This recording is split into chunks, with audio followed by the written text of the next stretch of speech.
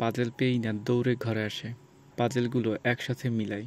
কাঙের খুনের সাথে পাজেলের সম্পর্ক কি এটা বুঝতে না পেরে ইনা অস্থির হয়ে পড়ে আর উত্তর খুঁজতে থাকে, কিন্তু কোনো উত্তর পায় না।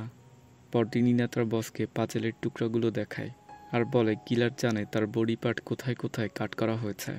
কিন্তু কিলার জানলো কিভাবে যে ভিকটিমের কোন কোন অঙ্গ কাট করে তাকে খুন করা হয়েছে? বস বলে এই কেসটা প্রত্যেকটা নিউজ চ্যানেলে দেখানো হয়েছে। কাঙের কোন কোন অঙ্গ কাটা হয়েছে এটা সেই নিউজ থেকে জানতে পেরেছে। তারপর পাজেলের ওই ছবিতে সেই অঙ্গগুলো মার্ক করে তোমাকে পাঠিয়েছে।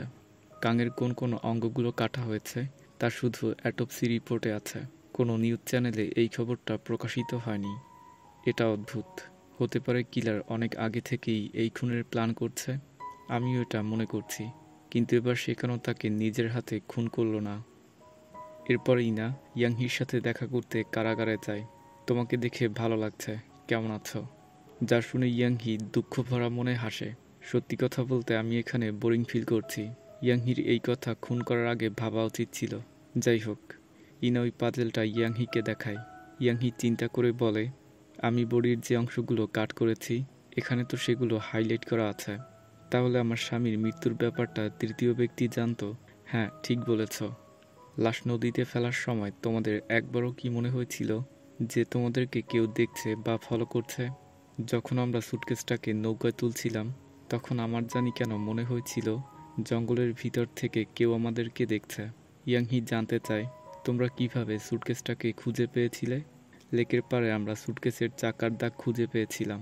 তার সামনেই একটা নৌকাও ছিল, যা দেখে আমরা বুঝতে পেরেছি সুটকেসটা লেকের পানিতে ফেলে দেওয়া হয়েছে।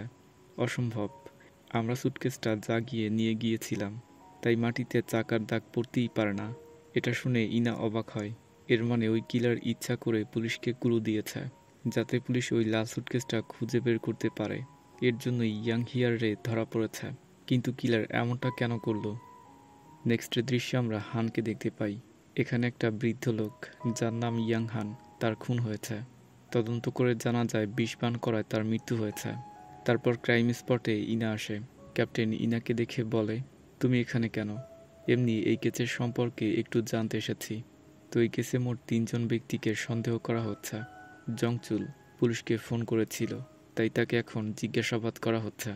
কিছু গুরুত্বপূর্ণ টেস্ট করতে বাকি 2জনের ব্লাড স্যাম্পল নেওয়া হচ্ছে। সবাই চলে যাওয়ার পর ইনা ক্রাইম স্পটে যায় আর ধারণা করতে থাকে যে কিভাবে খুনটা হয়েছে। ঘটনাস্থলে বিষের বোতল পাওয়া যায়নি, এর মানে কিলার আগে থেকেই বিষ এনে ওই বিয়ারের বোতলে মিশিয়েছে। তারপর বিয়ারের বোতল ফ্রিজের মধ্যে রেখে দিয়েছে। একসাথে আড্ডা দেওয়ার সময় ভিকটিমকে কৌশলে বিষ মিশানো মদ খাওয়ানো হয়। তারপর বিষের প্রতিক্রিয়ায় তার মৃত্যু হয়। তো এটা প্রি প্ল্যান্ড খুন ছিল। অন্যদিকে হান সিসিটিভি ফুটেজ চেক করে দেখতে পায় খুন হওয়ার আগে ওই 3জন ব্যক্তি ছাড়া সেখানে কেউ আসেনি।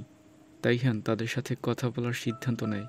জংচুল বলে, সকাল 7টার সময় আমার ঘুম ভাঙে। প্রথমে আমি ভেবেছিলাম সে ঘুমাচ্ছিল। তারপর আমি তার ঘুম ভাঙানোর চেষ্টা করি, কিন্তু সে ওঠে না।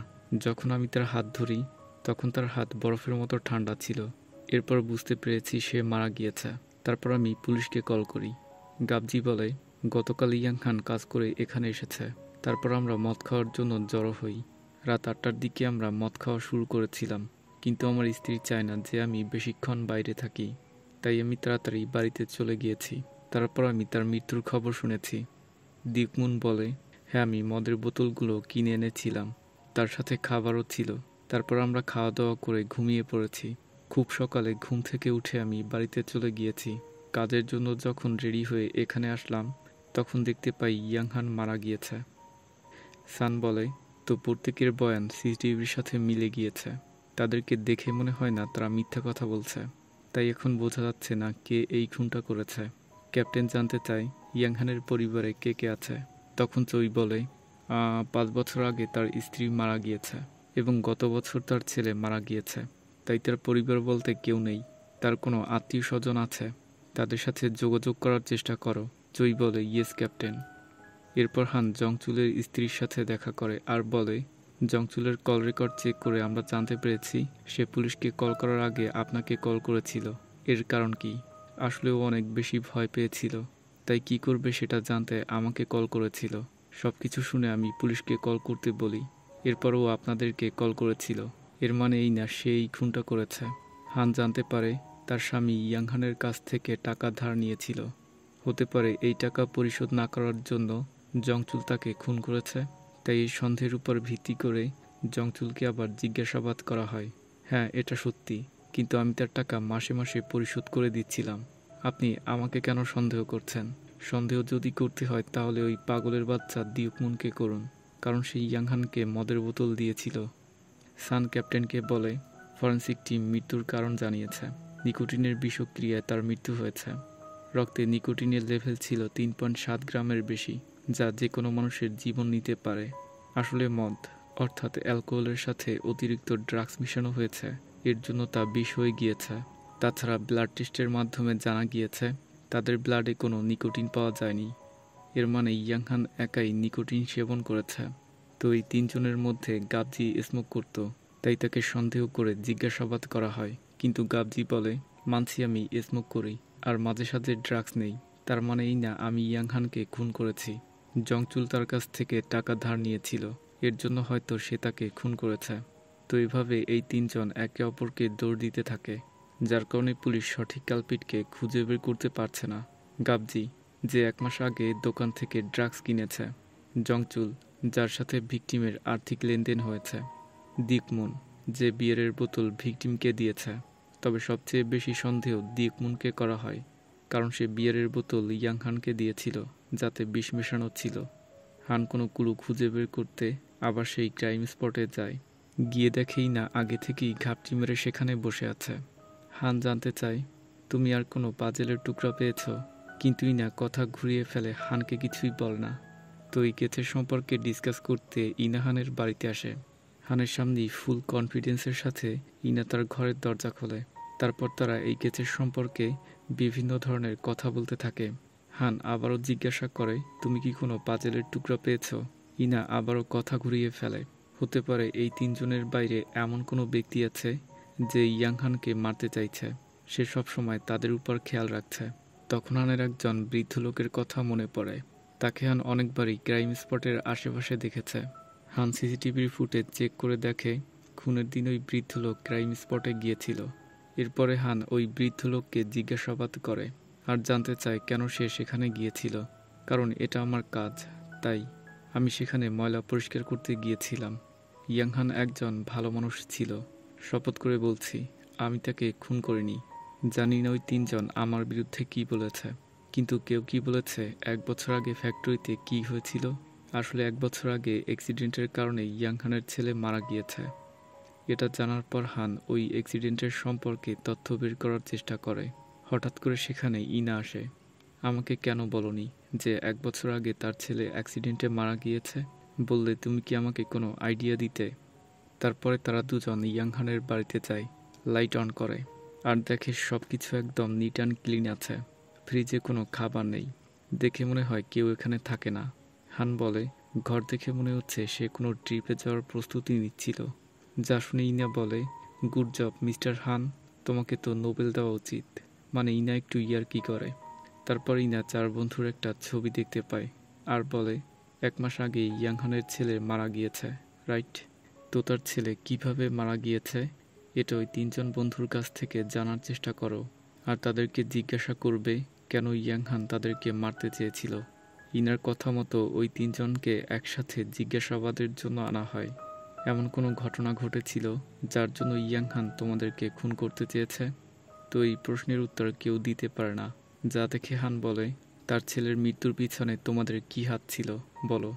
গত শীতে ফ্যাক্টরিতে কি হয়েছিল? তো এরপরে আমাদেরকে একটা ফ্ল্যাশব্যাক দেখানো হয়। ইয়াংহানের ছেলে 1 বছর আগে তার বাবার সাথে কাজ করতে এই ফ্যাক্টরিতে এসেছে, কারণ তার পড়ালেখার খরচ চালাতে হবে তাই। অর্থাৎ সে টাকার জন্য ফ্যাক্টরিতে কাজ করতে এসেছে। সবাই তার ছেলের ব্যবহারে অনেক খুশি। হঠাৎ একদিন তার ছেলের একটা অ্যাক্সিডেন্ট হয়ে যায়। সেই দিন ইয়াংহান ফ্যাক্টরিতে ছিল না।